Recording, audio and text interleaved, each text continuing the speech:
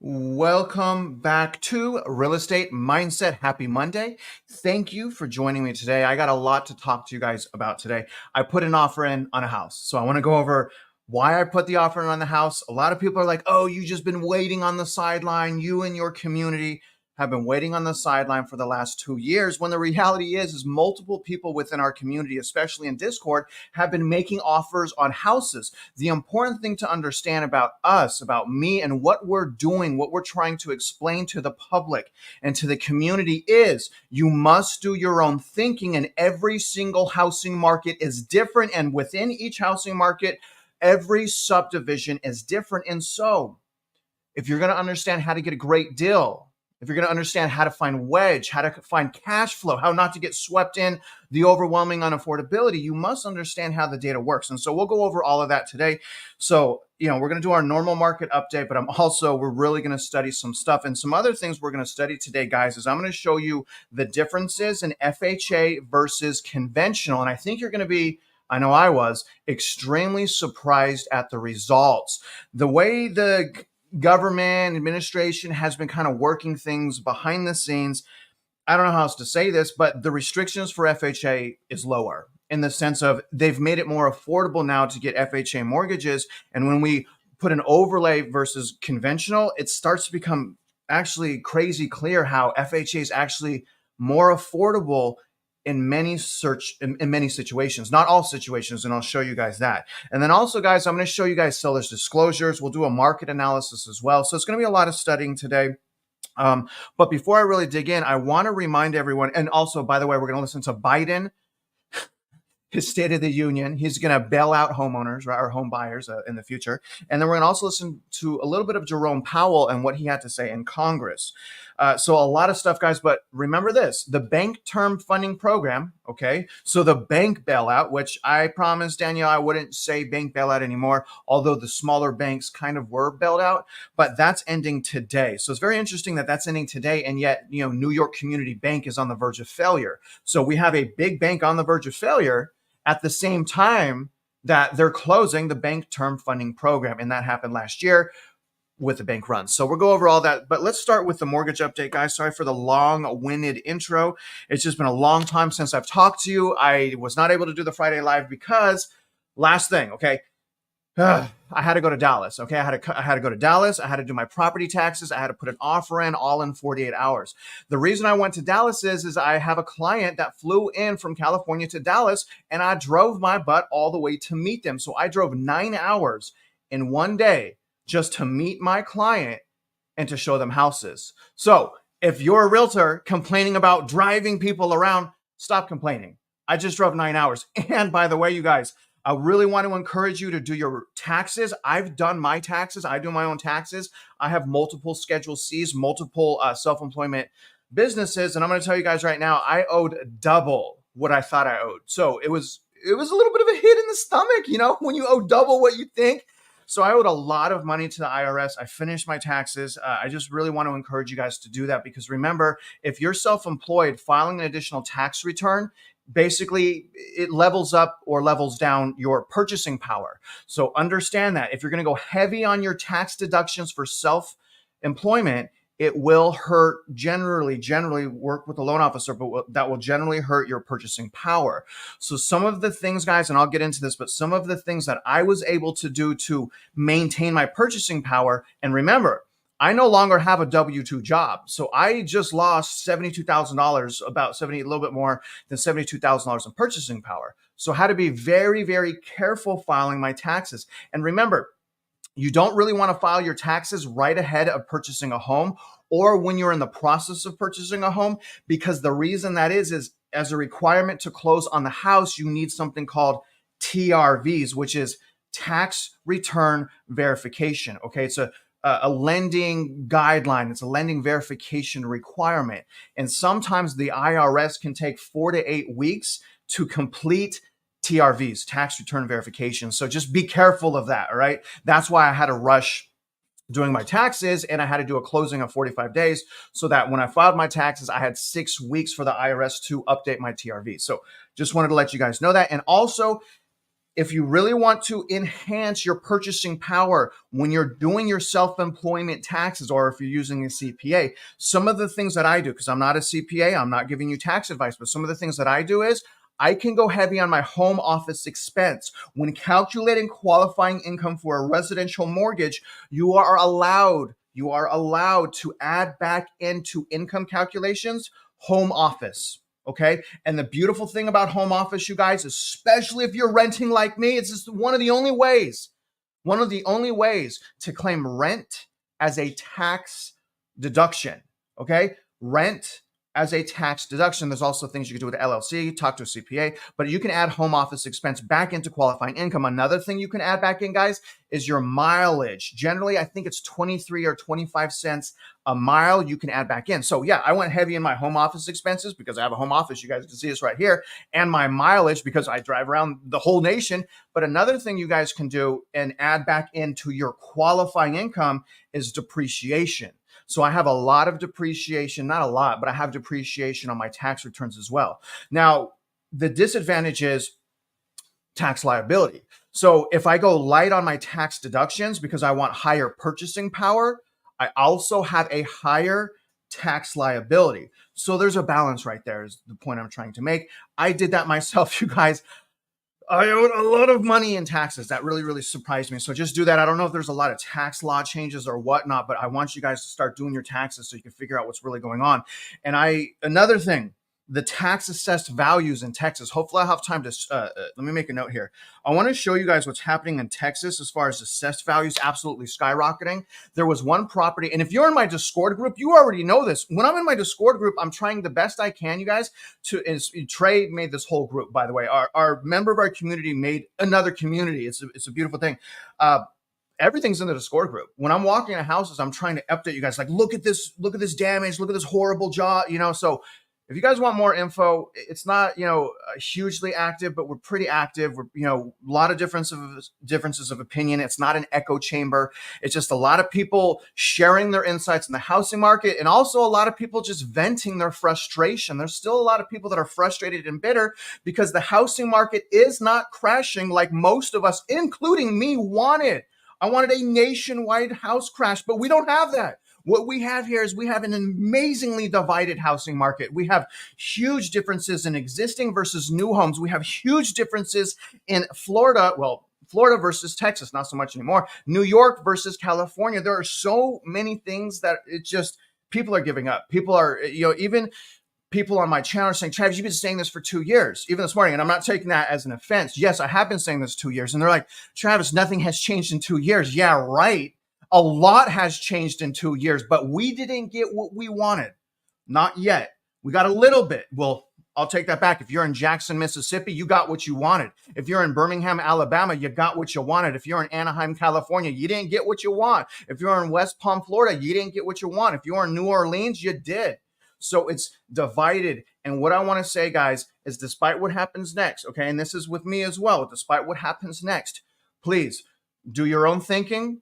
Use the data. You can't just use Redfin. You have to use the data to understand things. You can't take people's word. Trust, that's fine, but verify. The only way to verify usually is you got to look at comps. You have to look at properties that have sold in the subdivision. And I'm going to show you guys that exact thing today. So you'll always come back here to reference this. Oh my God, I've been rambling for 8 minutes. I'm so sorry, you guys. Let's get started right now. Okay. Whoops. Totally messed that up. Okay. So we're going to start with our mortgage update right now, y'all. Let me just fix my picture here real quick and do a different timestamp since I have been rambling for 9 minutes. I have had so much to say. My God, this was a busy weekend. But anyways, okay, this actually reversed. So the 10-year is showing up. It's basically showing sideways right now, up only 1 basis point, basically sideways. This has been going down over the last week. Pretty bummed I wasn't able to talk to you guys last week just because of how busy it was and me trying to purchase a house. I put an offer in. And by the way, I put an offer in 2021, 2022, 2023, and now 2024. And again, if you're in the Discord group, I showed you and talked to you about the offer I was putting in, being that the house had $100,000 in wedge. I could show you guys 5 houses right now in my metro area with $100,000 in wedge because I know how to use the data and I want you guys to do that same skill. But regardless, you guys, the 10-year is sideways overall, this has been going down once again. Here's the impact on interest rates, okay? And we're going to go into our comparison of, sorry for talking so fast, I'm drinking a lot of coffee. We're going to go into a comparison of FHA versus conventional. Again, you're going to be surprised, but first, again, look at the interest rate, 6.85, under 7%. Mentally, that's bad for the cent a mint.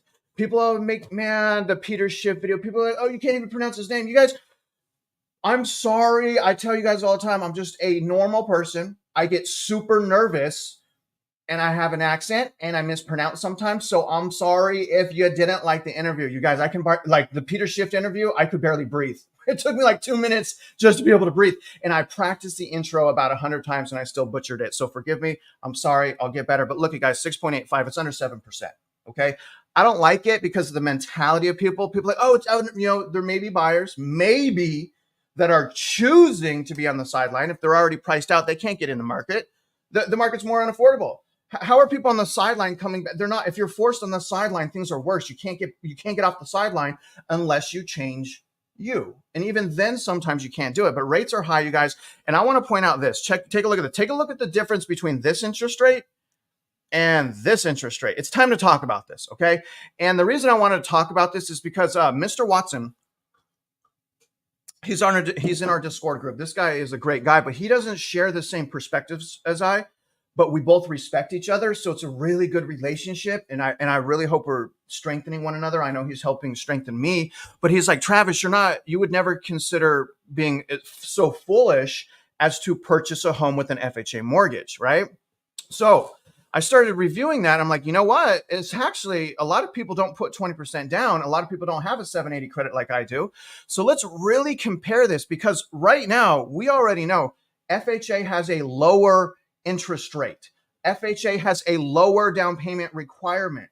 FHA has easier restrictions. So why wouldn't everyone want to do FHA? There's only one reason. Only one reason, and I tell you guys this all the time, and we're going to go into this comparison right now. But the there's only one reason, and it's not even in every situation. Mortgage insurance. That's the only reason conventional mortgages are better. And again, that's not in every situation. There's many situations, even counting the mortgage insurance, where it might, Mr. Watson, I know you're going to beat me up for this, but just hear what I'm saying. I just want to do the comparison. There's some situations where it might be more affordable to get FHA. Okay. Please don't butcher me in the comment. I'm not even looking at the comment section. You guys are probably roasting me, but I'm going to show you this. Okay. I need to show you what I'm talking about. So let's put this back up here. Okay. So what I'm going to start with is, here's the FHA calculations. Okay. So let me see. Yeah, let's just do it like this. All right, so here's the FHA calculations right here, you guys, all right? And then again, we're going to compare this FHA loan to this conventional mortgage, and then I'm also going to show you how PMI fluctuates greatly with conventional, okay? And this is it. This screen right here is going to show you everything you need to know. But first, let me break down FHA. Now, first of all, here's what the government changed. The government, or FHA, HUD, whatever, dropped the mortgage insurance premium, the monthly mortgage insurance premium to FHA to this is very important, you guys understand this, to 0.55 annually, okay? That's really low. When they did that, I was like, what credit restrictions? There's no credit restrictions. They're making it cheaper to get loans, not harder, not more expensive, although it may be changing now. But they made the mortgage insurance cheaper for FHA. I think this was in 2023. It may have been in 2022, but it has been done recently, okay? But there's another thing. So first of all, this is super low. One of the lowest mortgage insurance for conventional at 5% down is 0.5.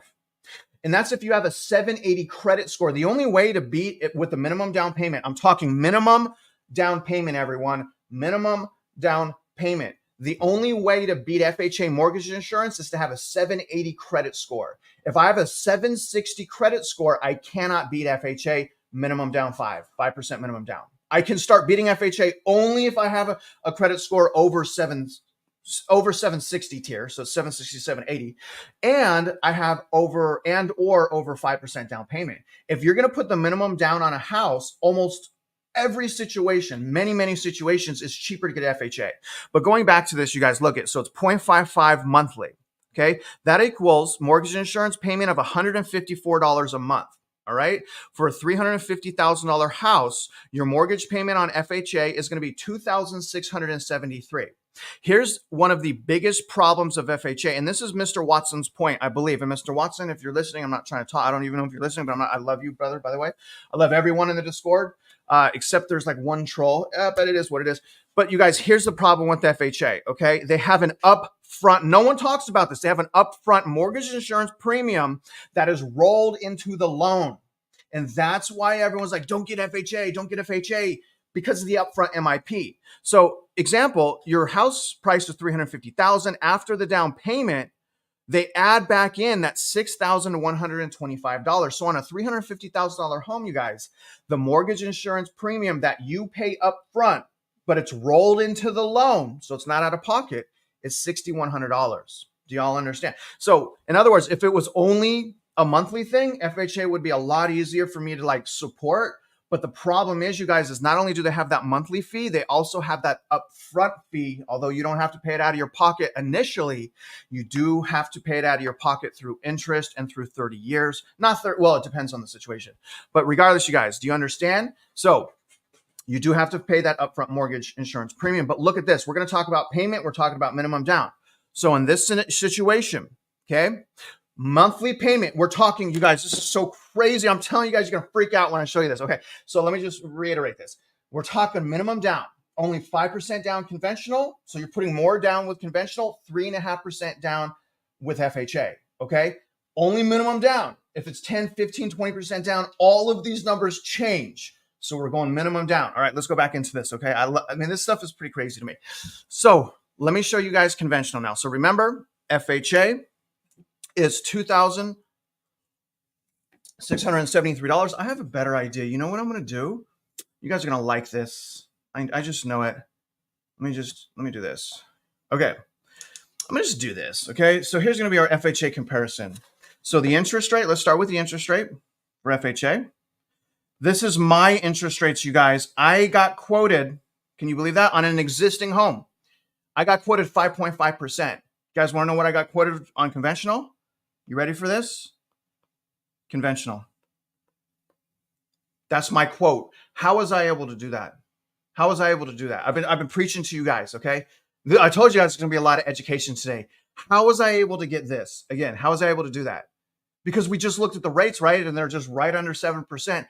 How was I able to do it, guys? Come on, come on. Charlton, brother, it's nice to see you again. This is the man right here, this guy right here. Charlton, I'm sorry, dude. I didn't realize that you weren't part of the channel. I went through the stuff. I was like, oh my God, Charlton. Anyway, Charlton was on the bad list. It's like, I got to get him off there. Brother, I love you and your humor, okay? Even when you attack me, I still love you, man. I think you're a funny guy. Anyways, how was I able to do that? Anyone?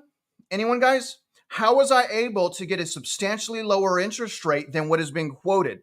How did I do that? You guys should know. Yes. Thank you, Christy. There you are. Boom. Big member of our Discord group. We talk about this all of the time. The broker. Not a rate buy down. Yes, a rate buy down can work, but I don't want to pay that money out of my pocket. Good answer, though. That was good.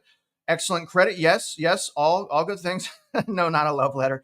Credit. Oh my gosh. What's up, Economic Ninja? Oh my God. Dude. I want to do a collab, Economic Ninja. Thank you for gracing us with your presence, my friend. I love you, man.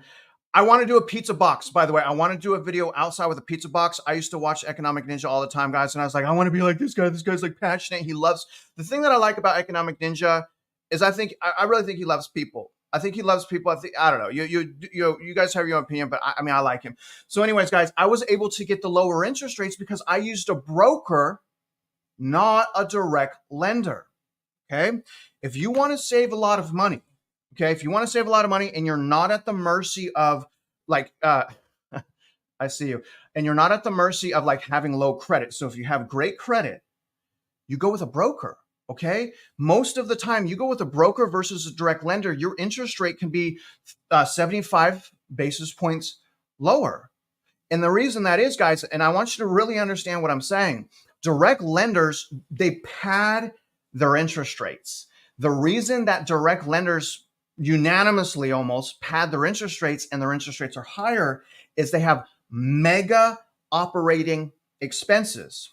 And so they put the money that they need to make to pay off the lights, the paper, the employees, the staff, the salary, they pad that into the interest rates. Whereas brokers, usually the reps work out of their house and have no overhead, and therefore there is almost nothing built into those interest rates. And that's why I constantly tell people, if, in my opinion, shop your loan, shop with a direct lender and shop with a broker and see who's better. And you guys, that's how I was able to get 6.25% and a 5.5%. And I know that because I just put an offer on a house and I just did my taxes this week and was absolutely bonkers. Okay, now let me put the payment right here. Okay. So we're going to go back to FHA. I haven't even shown you conventional. I'm just hyping this up. Okay, so your payment with FHA is with taxes and insurance, by the way, is $2,673. Okay, now let's go into this right here. I want to go and let's see conventional. Okay, so again, right now we're at $2,673 for payment. Now, when we put the same information in for conventional, look at this. Look at this, guys.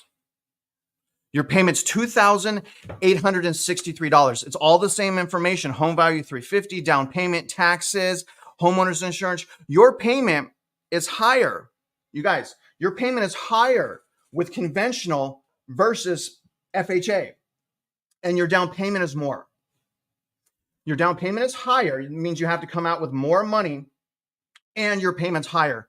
Why? Why is that, y'all? One primary reason that is, there's two reasons. Number one, the interest rate is generally always higher with conventional. And take a look at this bad boy, PMI. Your PMI is 0.9 versus 0.55. Okay, so again, when we look here, this is really hard for me to do. When we look here, we have a payment for conventional, $2,863. So that's plus $190 a month. Isn't that crazy? Isn't that crazy? So you can't say that. My point in telling you guys this is you can't say in every situation conventional is a slam dunk better deal, because it's not. If you have a down payment, it makes almost no sense. Almost no sense. And I'm going to show you this in a minute. It makes almost no sense, you guys, to get a conventional mortgage. Is that insane to you? It wasn't always like that. And again, for out of pocket for FHA, it's 3.5% down minimum. And out of pocket for conventional is 5% down minimum, unless you guys get a magical program called Home Possible. Okay, it's actually 3% down. But again, it's $190 cheaper per month. Per month. That's over $2,000 a year. If you had a preconceived notion that conventional was better than FHA, you guys, I hope you guys just found out it's actually not. And one thing that I'm going to link here, let me throw this up. Oh my God, I'm so sorry, you guys. Boom. Let me throw this up like this. Okay. So I'm going to have this linked here. Here's how you know. Okay, this is called a PMI calculator. This will be linked here.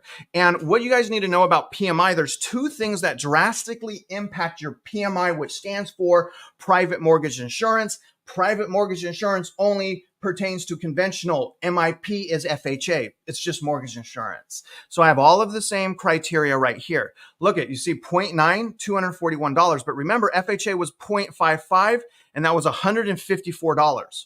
So it's $154 with FHA.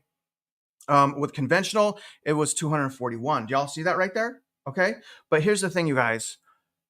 Remember I said down payment. So if I have a higher down payment, this is going to drop. But I want to show you guys credit score. So right now, if you have a credit score between 700 and 719, your PMI is approximately 0.9%. And when I drop this down, do you guys see how credit score goes in tiers of 20? This is what I've been trying to teach you guys. So you got 620, 640, 660, 680, 700, 720, 740, 760. So you're capped out at 760. And if you go in increments of 20, so if you can get your credit score to the next increment of 20, you will get better deal. You will get a better price on the fees on the transaction. But look at, guys, when I select 640, look at what the PMI goes to.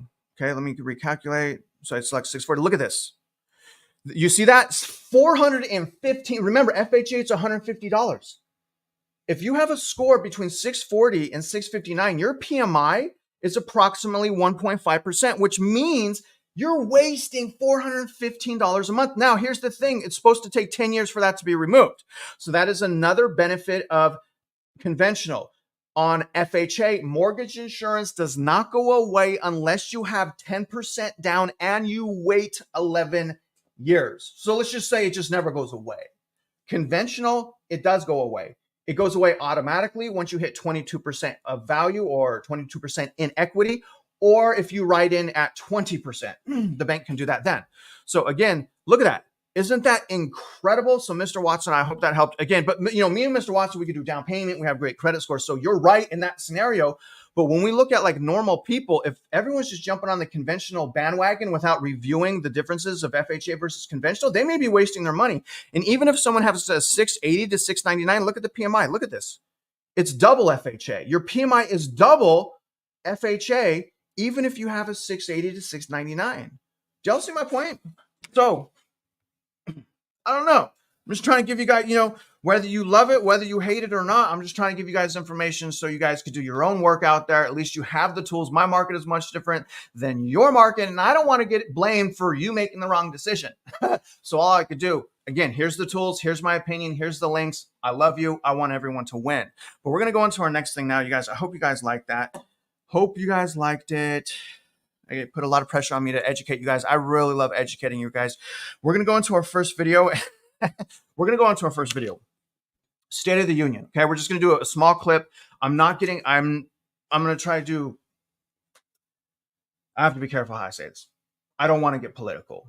Okay. I have my beliefs for sure. I'm going to go out and vote for sure, obviously, but I don't want to get political with you guys. I want to talk about maybe things the politicians are speaking about as it pertains to the housing market, but I don't want to get political with you guys because the division it creates is overwhelming. The polarization is just something I don't want to touch because I don't believe any of these guys.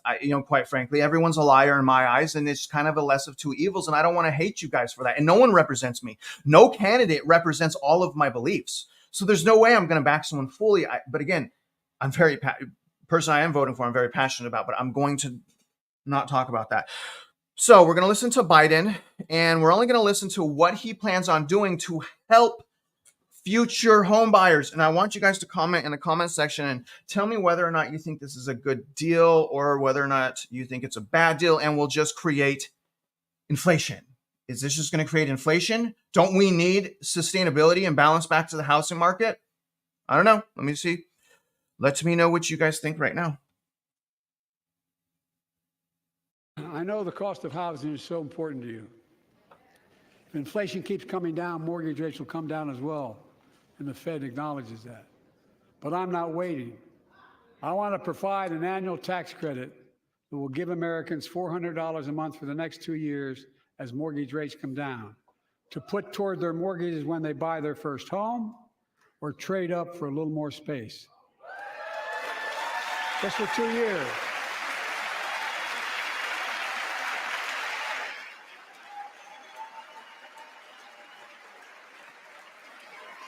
And my administration is also eliminating title insurance on federally backed mortgages. When you refinance your home, you can save $1,000 or more as a consequence. For millions of renters, we're cracking down on big landlords who use antitrust law, who break antitrust laws by price fixing and driving up rents. We've cut red tape so builders can get federally financing, which is already helping build a record 1.7 million new housing units nationwide. Now pass and build and renovate 2 million affordable homes and bring those rents down. All righty. So let me know what you think there, guys, on that speech. If you can, what do you guys think about that? Do you think that's a great idea? I'll say that Brian made a good point. First of all, I was like, I don't know if I like that. I mean, it's a temporary fix for 2 years. I mean, you own the house for 30 years. So you're just going to act like you can afford it for the first 2 years and then the hard times come? But then, Brian made a good point in our Discord this morning. I was in Discord just trying to get my energies flowing and stuff in the morning. And Brian was like, the thing that he likes about that is that the golden handcuff effect. If it incentivizes people that have a low 2 and 3% interest rate, he's like, that may bring more inventory to the market. So that was his point. Overall, though, I don't think that's a good idea. Overall, I think it's a bad idea because I just think that's another reason for prices not to go down. I think by doing that, you're not allowing the market to be natural. You're not allowing it to bust. You're just doing something else to prop it up. And really, I think the bigger issue is again, that, just how many people are investing in the housing market. But anyways, guys, let's move on to our next thing. We're going to go into liquidity right now. And then after liquidity, we're going to do a video, and then we're going to do a market analysis again. We're going to look at the data. I love doing that part, obviously. And let's get this started real quick. Now, the first thing I want to talk to you guys about the liquidity is this right here. Bank Term Funding Program ends today. Now, the Bank Term Funding Program was what they issued when we had bank runs back last year. So we've already had a deflationary event happen. We've already had actually a financial crisis, a banking. We've already had that happen. So if people are saying, oh, the rates have been high and nothing has happened the last 2 years, they're not paying attention. They're using their emotion and just spewing out their feelings. A lot has happened in the last 2 years, and a lot of Band-Aids have been put on bullet holes. And deficit spending. Deficit spending is a huge Band-Aid. A lot has happened. M2, bank runs, my God. Anyways, guys, the emergency Fed bank effort ends landing as eyes turn to discount window. So they're still going to have the discount window, but not the Bank Term Funding Program anymore. So as of March 11th, that's today's date, the Federal Reserve facility launched in haste a year ago amid the heavy stress triggered by Silicon Valley's bank collapse, closes for new business today on Monday. Amid evidence, it helped turn the tide of trouble that risked derailing the economy and upending the central bank's effort to lower inflation. A year after the Bank Term Funding Program was unveiled on a Sunday afternoon, okay? That happened. That's another thing that happened over the last 2 years that people are like, oh, I just forgot. They've never done that. You guys, they met on a Sunday to bail out the banks. During the GFC, they waited a year and they got an act of Congress to save the banks. They didn't even save the banks back then. They just prolonged the problem. But this is insane. So, I'm scared. And that's really the bearish narrative. The bullish narrative is like the government's just going to come to the rescue of the banks like they did in 2023. Okay, but now here's the interesting thing. This really only helped the smaller banks. Okay, so let me read this real quick. When regulators feared a system-wide bank run might unfold the next day, deposits have stabilized. Bank loan books overall are growing. Not really. New York Community Bank, that's on the verge of failure. No bank of meaningful size has failed in 10 months. Oh, that's great, right? Oh, okay, so in 10 months, no big bank failure. Good job. Anyways, and the Fed was not forced to change its monetary policy footing. And this is something that Danielle has been talking about a lot. She's like, Jerome had to do that because if Jerome wouldn't have done that, he would have had to lower rates already. So that's the point that she was trying to make. Like, Jerome's doing a good job because he kind of had to do that so he can keep QT going. And imagine that, okay? If he didn't bail them out, we would have had the bank run. I'm not sold 100% on that personally. But I think that there is merit, in what other people are saying in that regard. Let's go into our liquidity right now, y'all. So here's our spread for the 10 and the 2. We are still greatly inverted. This has been going sideways / down. Just when we were going to have reversion, it went down again. And this is an indication, you guys, that we're still in the front end of recession. This is a massive future basically warning sign of that incoming recession. This is why we're saying what we're saying. This is a huge reason why, obviously, PE ratio, payment to income ratio, equity run-up strength, all of these types of things, the fact that prices are only high because of lack of inventory and emotion, that's not a good sustainable thing. We're still inverted. And it's probably because of deficit spending. If we didn't have the deficit spending that we have right now, we would probably reverted and already in a technical recession. A lot of people are saying we're already in recession. And when we look at deficit spending, we're already in recession. But when we look at GDP, when we look at unemployment, we're not in recession. We have a thriving economy. So on one hand, we have a thriving economy, yet when you peel back the layers, if you really want to look, right, you ask yourself why. Why didn't we have the crash like we wanted? Why didn't we have prices go down? Why did it rebound? When we keep asking these questions and we search and we put effort into that, we find the why. We find out why this happened. Look at the deficit spending. The deficit spending, you guys, for 2023, the great year, the great economic year we had last year, we had $1.7 trillion in deficit spending. During the GFC 2008, or it was either 08 or 09, the maximum deficit spending was 1.4 trillion. We've exceeded deficit spending than the worst year, over the worst year, the GFC. I think that's worth talking about. Take a look at the overnight reverse repo. This is insane. So we're losing a lot of money. Okay, this is one of the lifelines to the economy. This is the overprinting. This is the storage, if you will, of overprinting. This is excess money. This is like a one-day treasury, but it's like an account, right? So the banks just park their money here overnight and they get, I think, 5.3% annualized over their money. So it would be, 5.3% annualized divided by 365, right? To get the daily amount. But you guys, this is going down. I'm thinking it's going to make it to May. But we're sitting at right here. You can see 441 billion. This is, again, Danielle, and I love how she explained this. This is like the suspension system of the economy. All right. So hopefully this will flush. It's been flushing, but there's still a lot there. Now take a look at the liabilities. This is the Treasury. We have a incredible situation. We have the Fed fighting the Treasury. Can we say that without upsetting people? Can we say that the Fed is fighting the Treasury? I think we could say that. Can we say that? You guys, can you tell me in the comment section, can I say the Fed is fighting the Treasury, or are people going to get upset at that? I don't think people are getting upset. Oh, you know what? Actually, the comment section wasn't all the way to the bottom. Okay, you guys are getting really mad. I'm kidding, you're not. But the Fed is fighting the Treasury. It's the most, so by the Fed fighting the Treasury, it's a double whammy to the consumers at the bottom, especially the lower class, even the middle class. It's a double whammy because we have QT that's hurting us, but then we have even more inflation going on. So we have to have higher for longer. If we didn't have the deficit spending that we had, you guys, we wouldn't have to be higher for longer. But there's the U.S. Treasury general account. There's $767 billion ready to be spent right now. As soon as they can spend that money, I'm sure they're going to spend the money. Take a look at this, guys. Here's the QT. Here's a quantitative tightening, and this is what quantitative easing also looks like. This is the Fed purchasing mortgage-backed securities. This artificially stimulates the mortgage market because they purchase the loans with super low interest rates from the lenders, allowing them to free up more capital to continue to lend at really low interest rates, which is one primary reason for golden handcuff effect. So isn't it the Fed's fault? It's not my fault. It's not the seller's fault. It's not the buyer's fault. It's not the fear of missing out. Isn't it their fault? Isn't it their fault for doing this? I don't know. Tell me what you think. Take a look at this, guys. This is insane. This is M2. But this is the weekly M2. The monthly M2 looks different. The weekly M2 is pretty crazy. So this is what happened.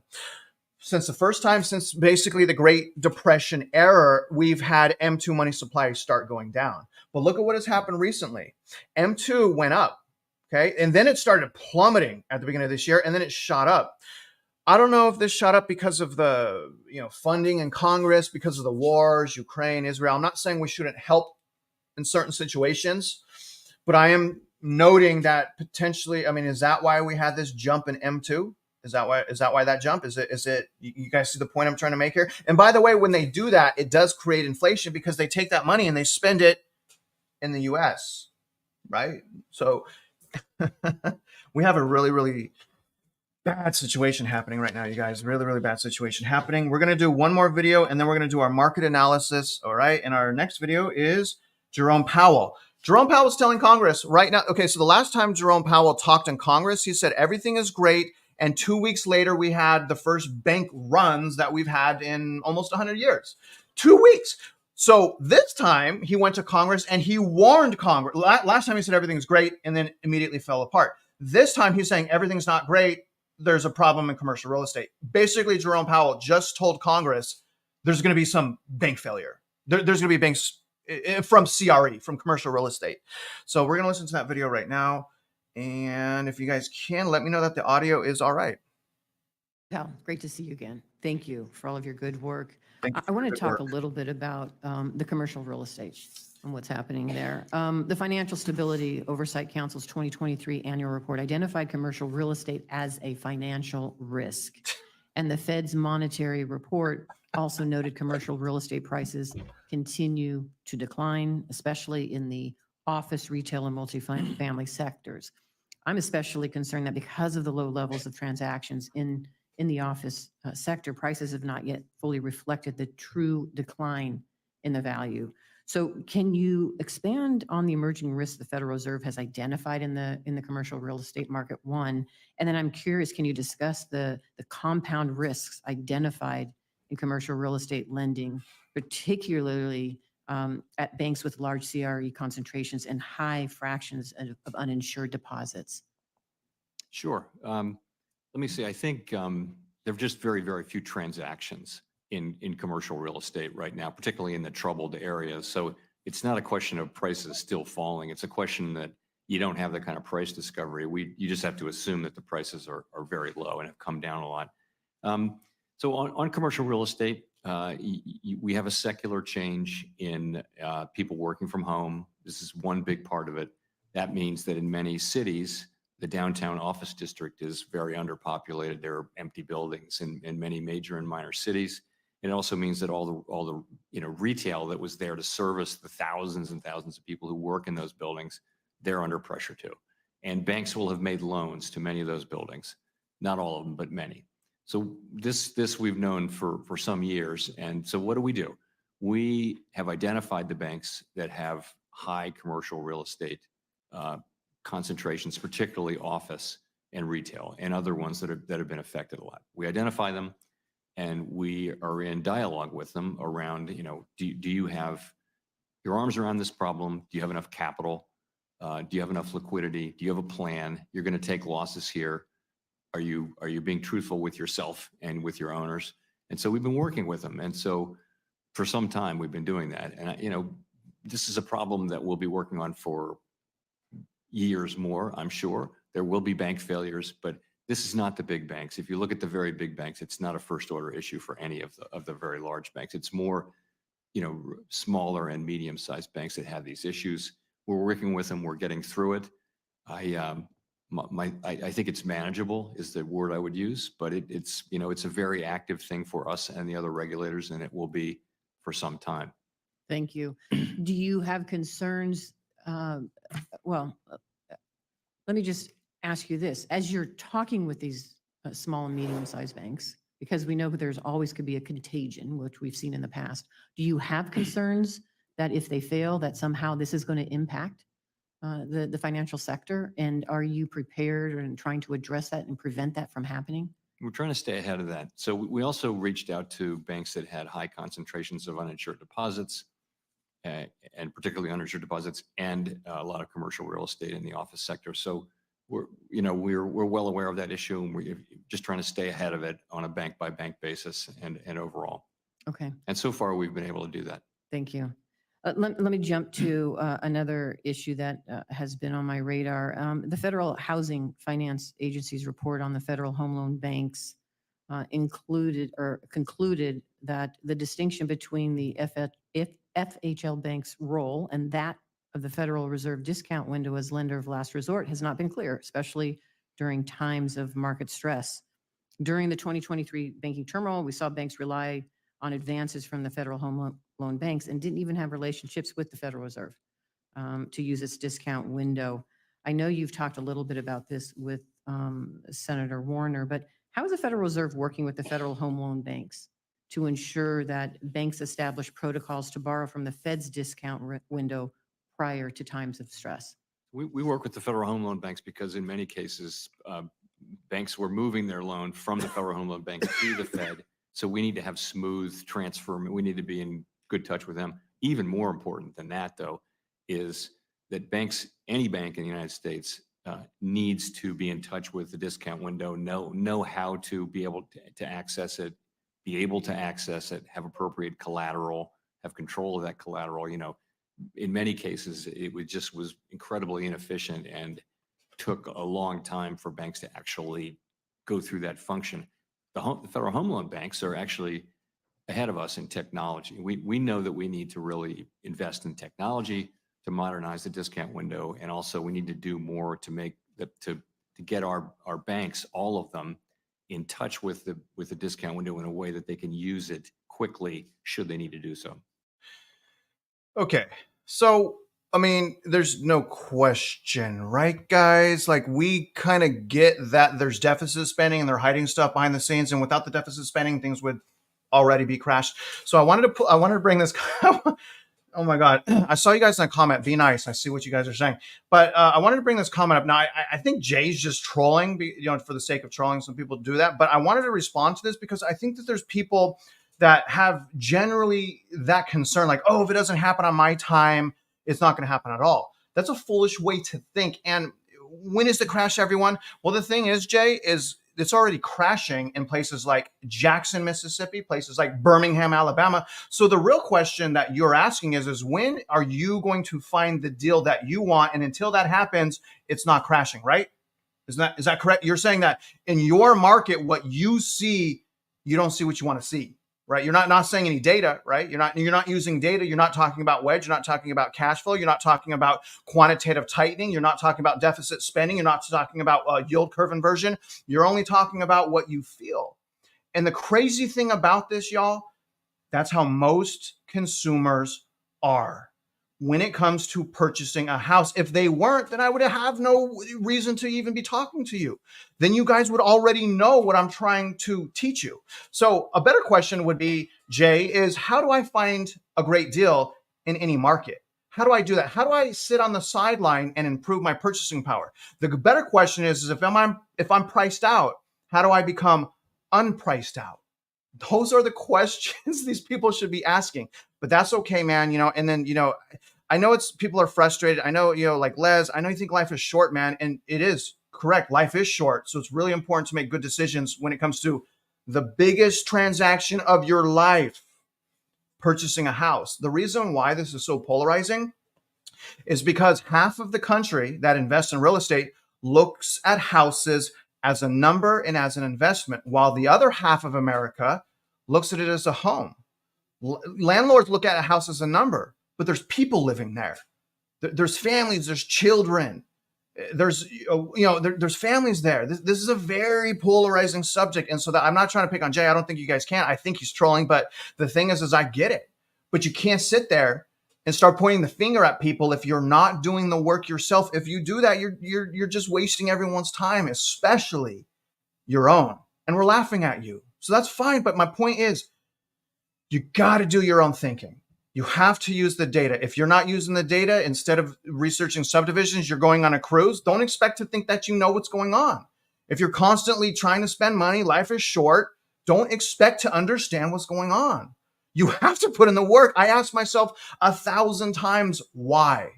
If you're not asking yourself why, you're using your emotion because you're disappointed, because you're resentful, because you're bitter, because you think you missed out on an opportunity, then you are going to be potentially stuck on the sideline.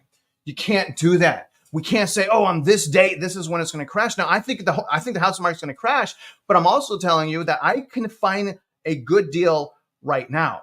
It is hard. It is difficult, but there's no way, guys. There's no way that I'm gonna settle for an overpriced house. I've showed you guys that I put an offer in 2021, 2022, 2023, and 2024. You missed that, Jay. I think you missed the important part of what we're saying here. What are we saying? Find the deal, use the data, don't use your emotion. And also there's a lot of headwinds, you guys. Now, I don't have a crystal ball, but I am pretty confident that we will have a correction and it will be major. And some people will be okay, some people won't be okay, but the better off you are when purchasing, the better you will be to get through. So if I'm buying a house, I have 20% in wedge, I can get through a recession way better than if I'm a buyer that purchased based on my emotion that just ran up the price and I'm trapped in the house. Did you see? Way bigger, huge difference. There's people that purchased in San Diego found a great deal in 2022. Okay. Most of the people are not, Jay. That's my point. Most of the people are not using the data. You guys, this is simple math. There's no genius in what we're doing. And so then I would ask you, Jay, what is your definition of a crash? What is your guys' definition of a crash? We've had multiple. Mine has been 15. I don't even know if that's accurate anymore because we've had 15% decline in multiple, probably 20, 30 markets, but yet no one cares. Unless you recently purchased in those markets, then you care. Because we don't see it. It's 15% appears not to be enough. So what's your definition? What is it, Jay? Is your definition a 20%? Is your definition 20%, Jay, or no? No? I mean, I don't know. What is your definition? So take a look at this, guys. Look at this. 20% year over year decline, the Woodlands. Is this crashing, Jay? Or anyone that, is that crashing? Anyone that's looking at the data? It's 21% down year over year. Look at, let me zoom in for you, buddy. Look at this. 21% down year. And if comics, comic lover, don't blow a gasket, brother. This is the entire housing market. I'm not just cherry picking data that you want. This is the entire housing market. It's down 21.5% year over year. Is that a crash? Did you define a crash, or are you using your emotions? Y'all see my point? And to be honest with you, looking at this, I wouldn't call this a crash. The Woodlands and this is why you got to use the data. My point in telling you this right now, you have to use the data, because just because I'm accessing Redfin and, thank God I'm not using my emotions, right? Just because I'm accessing Redfin does not give me a true picture of what's going on here.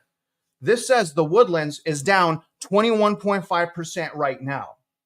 I said 15% is a crash. Why am I not celebrating that? Because it's not enough. Because it's not telling us what's really going on. The only way we can really figure out what's going on in our markets where we want to purchase is by doing an analysis on the subdivision, because I can find places in the Woodlands that are 20% above market, above last year. I can find places 10, 15% above last year. But I can also find places 20% below. And I'm telling you guys, this is not a true depiction of the Woodlands. And I'm bearish. I could celebrate this. I could use this data and celebrate, but I'm not, because it's not something that's sustainable. It's still sideways, you guys. So again, what I'm saying is you got to look at the entire picture. It's down 21%, but when we look at the 5-year, this is the 5-year view. I can't get this off of here. Dang it, get off of here. Look at the 5-year view. Does that look like a crash to you? What you're seeing here, I'm going to explain what I believe we're seeing here. This is a market that's down 21.5% year over year. I'm not calling this a crash. What this looks like to me is this is a sideways market that is buckling. This is a sideways market where some people are getting a good deal and some people are not getting a good deal. But overall, when I go to the Woodlands and when I access MLS, I am not seeing indications of a crash. But yet, when we look at the surface value, and this is bullish. When we look at that surface value, it's down 21.5. Now, that's a good indication. You're probably going to find a good deal out in the Woodlands, but that doesn't mean every deal. A lot of the deals are not good deals. A lot of it's not. And so when we go into our housing market that we've been watching, which is Kingwood, look at this. This is Kingwood. This is the market I've been showing you guys. Look at it. It says up 6.6% right now. It says Kingwood is up 6.6%. But also, you guys, this is also not a true depiction of the market in Kingwood. This is what you have to do. You have to go into the MLS. You have to. Without accessing this, guys, we don't have access to the live data. We're at the mercy of corrupt greed. We're people throwing up their emotions on us. People pay to push a narrative. We have to use live data. And so if I went to the Kingwood right now, okay, you saw it's up 6.6%, right? Y'all saw that? Y'all saw it's up 6.6%. But I could show you guys right now multiple properties with $100,000 in wedge right now. But yet that thing just told me it's up, right? Isn't it up? Isn't it up 6.6%? Not for this house. It's not. This house is for sale, and I walked this house, by the way, for $117 a square foot. This house has almost $800,000 in wedge in Kingwood. Do y'all see? Look at this. This is Kingwood. Do you see? Kingwood right here. Okay. This is Kingwood East. Okay. That's not up 6.6. Do you see what my point is? My point is you guys need, and I want to try to figure out how to train you. You need to be able to access the data that I'm showing you right here and understand how to read it. And, basically you have to have access to MLS. But let me show you another one real quick. And then I'm going to tell you how to, talk to the realtor. So that's one house. Look at this, guys. Right next to the house I just showed you, I also walked, where is it? I also walked this house right here. Let me show you something about property tax. You guys are going to freak out. Look at this, guys. I walked this house. This has a $90,000 price cut. Where's it up 6.6%? This house should be in the Woodlands. This house is down 20%. Look at the price cut, $90,000 price cut, bringing this property all the way down to $107 a square foot. Another property in Kingwood that has $100,000 in wedge. Not really any cash flow, but $100,000 in wedge. You want to see the condition of the property? I walked it. Look at this condition. Pretty nice, right? Okay, that's pretty nice. Pretty nice house right there. Okay, pretty clean. I walked it though. Smells like dog. Anyways, guys, but take a look at this. I want to show you guys the property taxes. Here's what's happening in Texas if you're not fighting your assessed value. All right, it's not here right now. Okay, so the property tax is here. It's not showing it. Property tax is here, you guys. The assessed value on this house is $500,000. This is for sale for what? $350,000. But they're paying taxes on this house of $500,000. Taxes are going up like crazy. If you're not protesting your assessed value, you are throwing away your money. These people did not protest their assessed value because it's $500,000. Okay, but those are two houses. Y'all want to see more houses in Kingwood? You want to see? I know exactly where they're at because I watch my market. This is why it's just like, dude, this is why I'm so confident. I see it happening. Look at, here's another one right here. Look at this house, guys. This is a foreclosure, $104 a square foot, $346,000 house, a foreclosure right now in Kingwood. But we just looked at this, right? We just looked at it's up 6.6%. There's no foreclosures, right? There's a foreclosure moratorium, right? Wrong. You need to access live data. Look at this. Look at this house. This house is nice. I can't believe they haven't sold this. So we're dealing with a house with $100,000 in wedge, and it's been on the market for 49 days.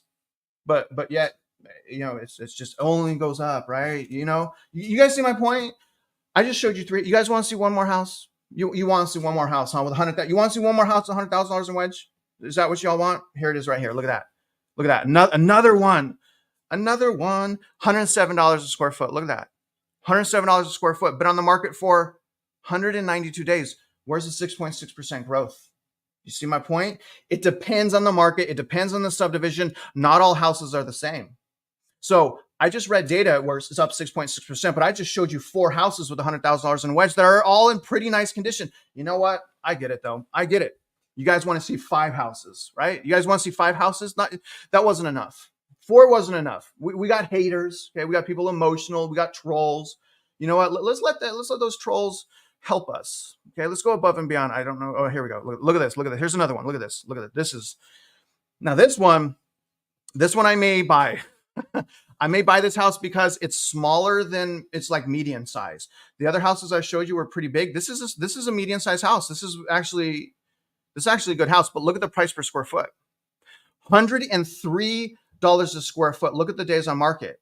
Okay, it's been on the market for 113 days, but recently they dropped their price, relisted it. It's been on the market for 5 days. The reason they did that is so they can start the listing clock over again, and you can't see the DOM, days on market.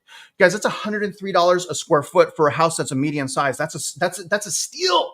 That's a steal. I feel like in this market, look at the condition of the house. It's decent. Maybe a little bit of upgrades here and there, but that's a decent house. I just showed you five houses. Y'all. I mean, did I not show you five houses? I just showed you five houses. Now I could go to the Woodlands and I could show you houses that are over market value as well. Even though we just saw where F1 data says down 21%, I could show you houses that are up 20%. My point in telling you all this is, yes, we have a lot of headwinds. Yes, this is an election year. Although I don't think we're going to have much equity growth, especially when we talk about real price growth adjusted for inflation. Jeff talks about that all the time. So I still think all that's going to happen. But my point in telling you all this is, you don't want to wait for it. And if you are waiting, you want to at least empower and educate yourself. And again, you guys, I've been making offers every single year. But how am I making offers? And Jeff, okay? Jeff M, you guys see Jeff M trolling all kinds of these crash bros and stuff. Why is he being kind here? Why is Jeff being kind in our community? Because he knows what we're saying. If you find a great deal, get it or don't. But understand how to do it. Now, remember what Jeff did. Okay, Jeff M. Did he blindly go purchase real estate at the peak of the housing market? No, he did not. Poor Jeff. Jeff was looking for like 6 months. Jeff, do you remember when we would talk like every other day? And I was like, Jeff, here's a house. And you're like, oh my God, Travis. I was helping Jeff find houses. So yes, I'm saying be cautious, housing market crash. But I'm also saying you can find little deals here and there. But if you just go out and rush out and you go buy, a lot of people are being trapped. A lot of people are getting trapped right now. And I really hope you guys understand my point. But at the end of the day, I don't know you. I don't know your market. Everyone's so different. And I'm taking another step of due diligence for the community that is watching me. And that's why I have that free home buying course. I walked away from probably $100,000, $200,000 in profit I could have made because I don't want to be a hypocrite. I want to say, you know what? Whatever happens, fine. It's your decision. But here's the way to get there. Here's how FHA works. Here's how conventional works. Because again, you guys, most consumers don't give a crap because they're just looking at the house This is where I'm going to raise my family. This is how I'm going to be the man of my house. This is how I'm going to live the American dream. And that's how they're purchasing. And that's a understandable, and I have empathy for it. But, in a market like we have right now, it's just so dangerous. So what we're going to do now, guys, okay, we're doing a market analysis. Okay, we'll do a market analysis right now for property. All right. But I did want to go over seller's disclosure with you. Let me just go over the seller's disclosure with you real quick, because I want to give you guys a warning, because I had a situation happen. I had to terminate a contract this weekend because the seller refused to do repairs.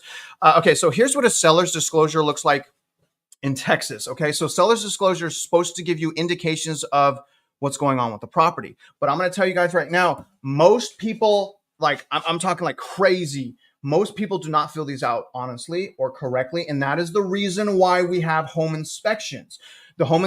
Like this should, if this wasn't honest and accurate, we wouldn't need a home inspection. Okay, but it's because this is not honest that we need home inspection. So it's basically just telling you yes or no, blah, blah, blah, blah, blah.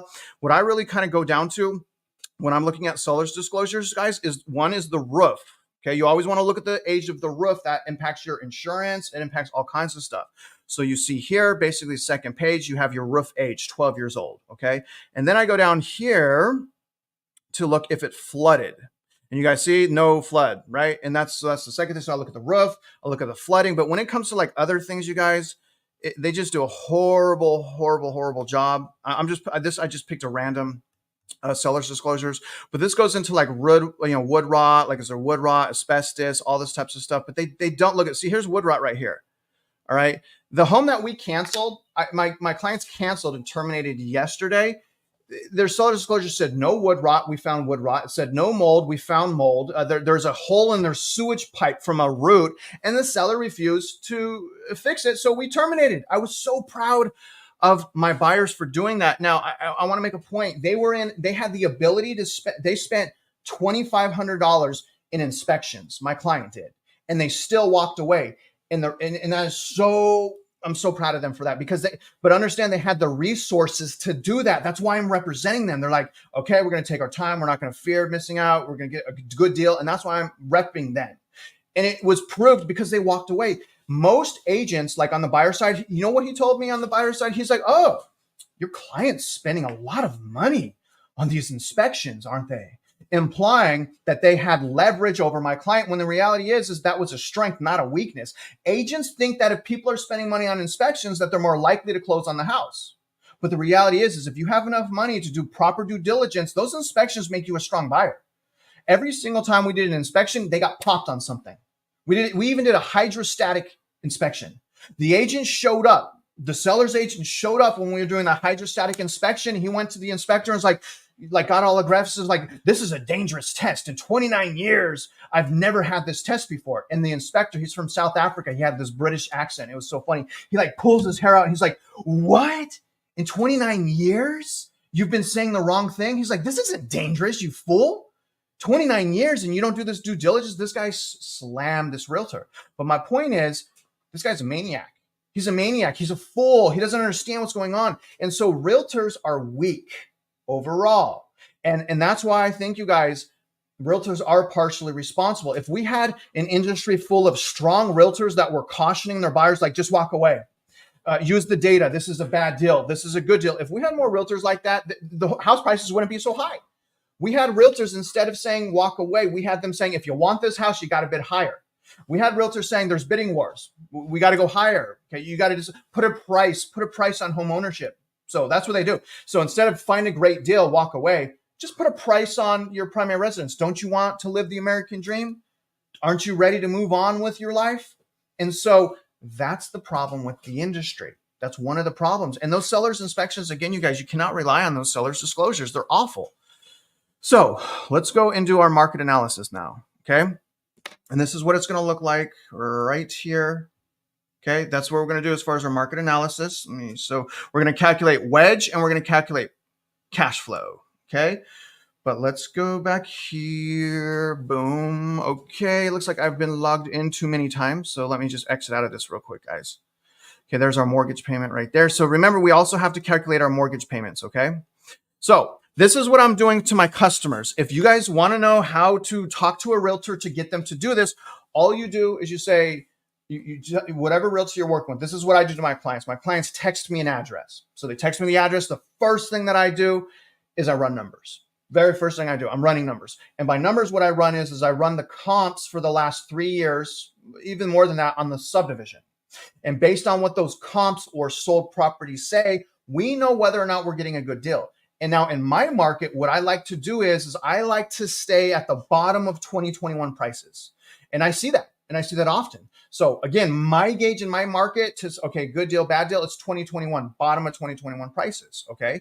So again, you ask your realtor, hey, here's the address. Can you please show me all of the comps for the subdivision of the property I'm interested in for the last 3 years? Realtor, I'm interested in this house. Please print the last 3 years of comparable data. And if possible, analyze that for me. That's what you say. That's what you say to a realtor. If you're a realtor, I'll show you how to do this right now, okay? So we're going to go into the MLS and we're going to take a random house. I hope you guys are learning from this. This is so exhausting. Okay, let's just go to the quick search. We're going to go to the map and we're just going to pick up a random house. This map right here. Okay. Let's just pick one. Which one do we want to pick? What do you guys think? You guys want to go to Chinatown? Maybe Chinatown area? Let's go. Let's do a Little Saigon. Okay, let's go in this Little Saigon area. Okay, here's some new houses right here. So these new houses, that's interesting. But let's just pick this house. Now remember, this is a subdivision right here. See, that's a little subdivision. All right, this is also a subdivision right here. This subdivision is different than this subdivision. So let's scroll in here. All right. Now I have a customer, boom, they want information on this house right here. All right. They're like, okay, Travis, I want info on this house. I click the house and this is what I see. Okay. First thing I see is what, guys? Subdivision. See that? So the first thing I'm doing is I'm doing a report on the subdivision. So I'm going to write that right here. The subdivision is Brasfors. That's weird. Let me write that down. Okay. So we're going to do an analysis, quick analysis on Brasfors. And what I do to my clients after like the third market analysis, y'all, I start quizzing them. I start asking them, okay, what do you see? I send them the data and I ask what they see. So now what we know is all I got to do now is copy the subdivision. Okay, we're going to go to the search now. Back here, quick search. And honestly, guys, there's a lot of reasons to be a realtor. One of them is your closing costs are lower. I'm going to put that in the subdivision right here. So we'll put the subdivision right here. All right. I want to know what the last year is. And now, again, if it's a customer, I'd be doing 2022 and 2021. We're just going to do the last year of comparable data. We have 7 homes. Here's the results. And boom, that's it. I mean, okay, now I have my price per square foot right here. Whoops. Okay, so I have all that price per square foot right there. Okay, you guys see what I'm doing here? So we're going to select all of this. We're going to hit stats, tabular, and we're going to figure out the price per square foot average was apparently 133. Okay, so we got, let me put 133 right here. All right, so now I have that. Okay, I put that there. Now what I want to do also is I want to go back to the property that we were looking at as well, which is right here. Look at, it's for sale for 161 a square foot. So what does that tell you? What do you guys know already? You guys should have caught that. Hope you guys caught that. Did you catch it? Please tell me, did you catch it? What did you, tell someone comment below. What did you catch right there? Okay, so you should already know. Is this a good deal? We just looked at the last year. The last year, average home was selling for $133 a square foot. Is this a good deal so far or not? Someone say good deal or bad deal. Okay, overvalued. That's right. Why is that overvalued, Dean? That's a bad deal. That's right. That's a bad deal. Why? Why is it overvalued? How do we know that? How do we know it? Because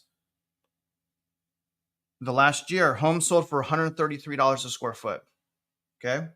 So we know that this is a bad deal because it's selling for $30 over the average price per square foot. Do y'all see that? So we're still going to do the analysis, but I had to show you that first, obviously. Now, remember when we're here, guys, we're not only going to get the size of the house we're interested in, we're going to get the purchase price, but we're also going to get the property taxes, which are $5,346. okay? Because we have to calculate our mortgage payment as well. So when we go back here, here's what I have so far. So we have the subdivision, okay, which is right here. We have the price per square foot market over 1 year. Okay, we are going to calculate our payment here in a minute, but don't forget, you guys, in order to calculate cash flow, I have to do an analysis on the rental market, and it's the same thing I just did. The analysis on the rental market is the same thing. So I'm going to search again. I'm just going to go into the rental market now, and we're going to search that subdivision, okay? Because we want to figure out cash flow. Cash flow is important because if you ever have to move, but you can't sell, you can at least cash flow, all right? So I'm going to say sold. This is the rental over the last year, 360. I have 10 results. Here's all the results. We're going to select everything right here first. Stats, tabular. Okay, so average $100.04. Okay, so the average is 104. So I'm going to put that here. So it's 104. Okay, $1.04. Now, remember, you guys, in order for me to, let me just do it like this. In order for me to calculate cash flow in wedge, I now have to do some multiplication. So first, let's figure out what the wedge is, and then I'll do the cash flow because I still have to calculate the payment. Now, remember, you guys, wedge is a fancy way of saying you got a great deal on a house, that house has equity when you walk in. That's what wedge means. Wedge means you have value in your house. Now, we know that the property is listed at $330,000. We also know that the market's average price per, let me just put that right there. We also know that this is the average price per square foot. So what we do is we multiply that number by this number to get the market value of that house. So I'm going to take 133.05 times, what's the size of the house? 2041.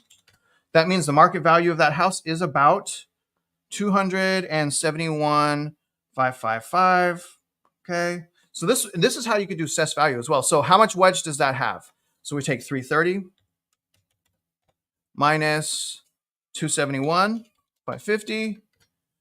Okay. So we have negative, I'll put it right here. Negative 58,450. Negative. So that house we know is overvalued by about $58,000. You guys, this is simple math. Seriously, watch this back if this doesn't make sense to you. This is just simple math. Now, what I want to do also is I got to calculate my mortgage payment. All right. So let's calculate the mortgage payment right now. Price of the house is $330,000. Okay, 330 is the price of the house. We're going to put, say, 10% down on the house. Okay, we know the property taxes are $5,346 because we just got that. Okay, so we have a payment of approximately $2,737. Okay, so $2,737 goes here. $2,737. Now I want to calculate cash flow, so I multiply the rent that we just calculated by the size of the house. So let's figure out if we can get some cash flow here. Okay, which I can already tell you we're not.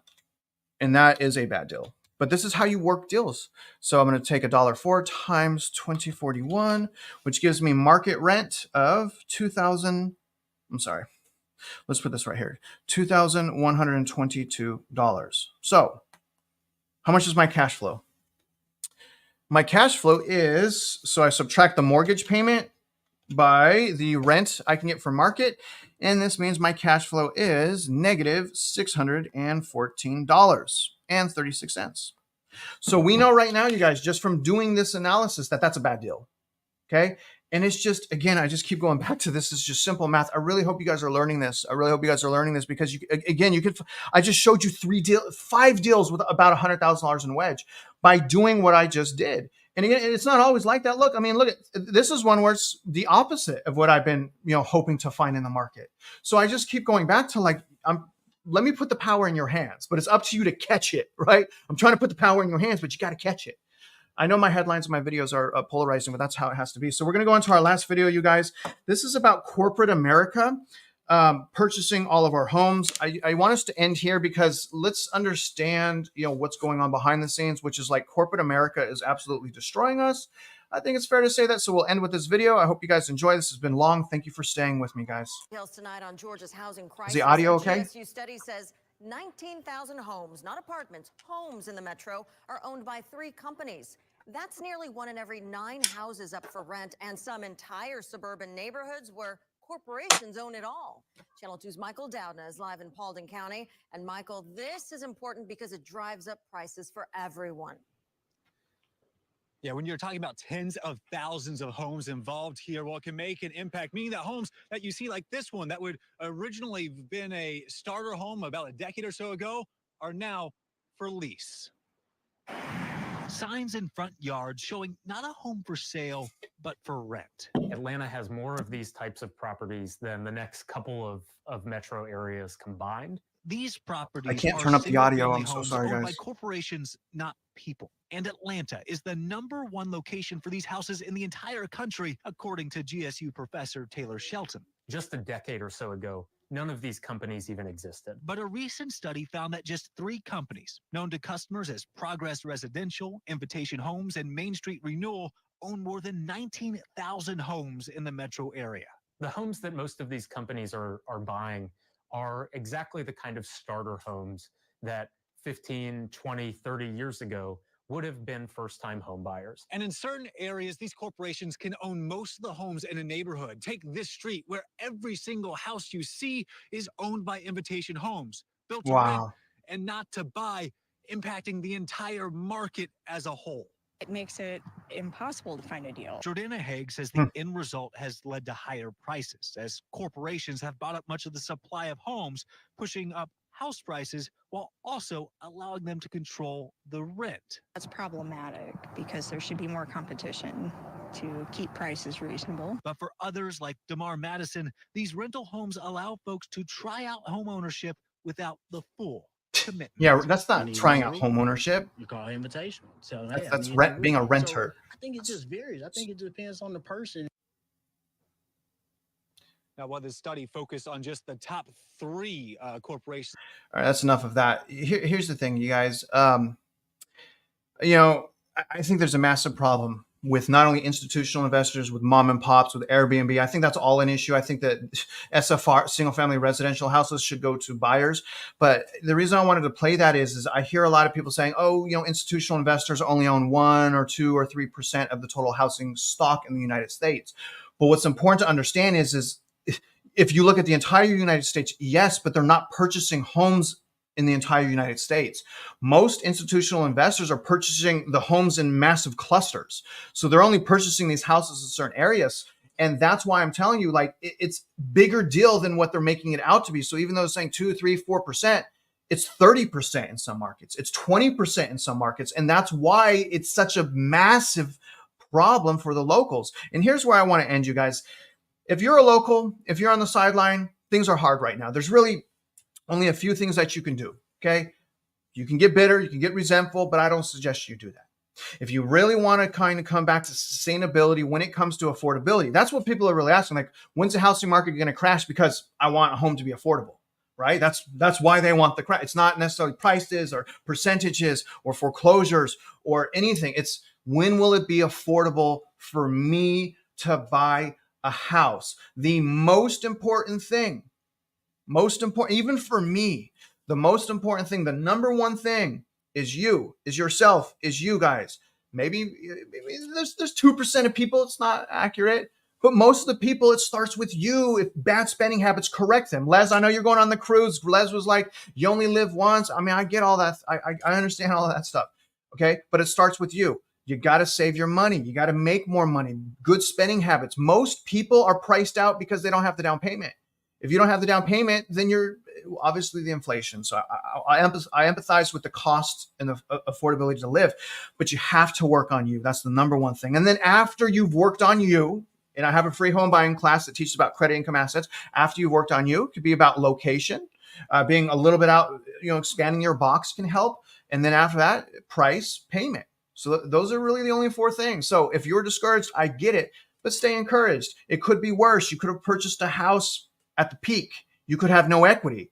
Not in every market, obviously. I understand that. And also, you guys, I would really, really encourage you. I would like to challenge you not only to rebudget, constantly rebudget. Trey rebudgeted. A lot of people rebudgeted in our Discord group, but also get your boots on the ground and go walk these new home build communities. You will see what I see depending on your market. If you're in a market that's heavy in new construction like I am, you guys walk. The person that flew from California to Dallas, that 9-hour round trip I did on Saturday, I asked him, I'm like, have you ever seen anything like this? Or no, I asked him, it was a surprise. He's like, it wasn't really a surprise because I've seen new home building, because he's in Northern California. I've seen new home building, but he's like, Travis, there is 10 times more than I imagined. He was like, there is everywhere. He's like, I didn't see that coming. So I've seen new home building, but I've never seen the extent of new home building. And the thing with Dallas, last paper that I read, is now a city of net migration.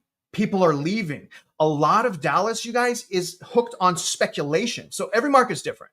You don't have that in Anaheim, California. You don't have that in San Diego. You have it in Dallas. The speculation is out of control, just like Wilmington. So there's a lot of places like that. But anyways, guys, I hope you enjoy this. If you want some additional empowerment, some additional education, or just some friends that maybe they don't share your opinion, but we respect each other, you join the Discord. If you want to learn more about the intimate details about how to purchase real estate, I got my home buying course. Mr. Watson jokes with me all the time. He's like, Travis, this is ironic, but the reason I love you is you're a genius at buying real estate, even though you're telling people not to. But the reality is, guys, is really what I'm telling people is I'm telling people to be super cautious, and you cannot rely on anyone but yourself. Okay. So I hope I'm helping you empower you. And other than that, guys, happy Monday. I'm going to try to do a live this Friday. I may take a break and go fishing. I am so burnt out. I've been working like an absolute maniac. I love you, Christy. Good morning, Cyrus. Nice to see you as well, Cyrus. Everyone, Dean, Jeff, Johnny, I think is here. I don't know, even the trolls. I appreciate everyone that's here. Please help each other grow. There's my man, Les, always on that crow ship. Les, Nikki, Randy, Raymond. I mean, all you guys help me grow. Really appreciate that. This whole gig is new for me, you guys. I am learning. I'm sorry that it appeared I mispronounced Peter's name, okay? I couldn't even breathe. You want to try to talk to someone for an hour and you can't even breathe? I get starstruck. Sue me. I'm just kidding. Please don't sue me. Don't sue me. But I love you guys. Have a great week ahead of you. It doesn't have to be unhinged, Les. Love some people. Go tell your spouse you love them. Go tell your children you love them. Think of something fun to do tonight, but don't wallow. Don't get stressed. I love you guys. I'm with you. And honestly, I did not get the house, by the way. It was a bidding war. So, I found my dream house, but apparently it was 6 other people's dreams. But it had a pool. It was in perfect condition. There was a bunch of wedge, and I could cash flow, and I only had to pay $450 more than rent, and it cost me $2,000 to move in. But I did not get the offer accepted. It's a bummer. It's still active on MLS. And by the way, I will say this, the people in the Discord group, the members of the Discord group, they're turning into absolute beasts. I told everyone, I'm like, oh my God, there's a great house on the market. 4 or 5 people were like, is it this house? I'm like, you guys, stop looking at the houses I want to live to. It'd be my personal address, right? But they're so beasts. You guys are doing great. I just wish you had access to MLS. Hopefully one day. Other than that, if you guys are out there investing in real estate, you know for sure that I wish you luck, and I hope you win.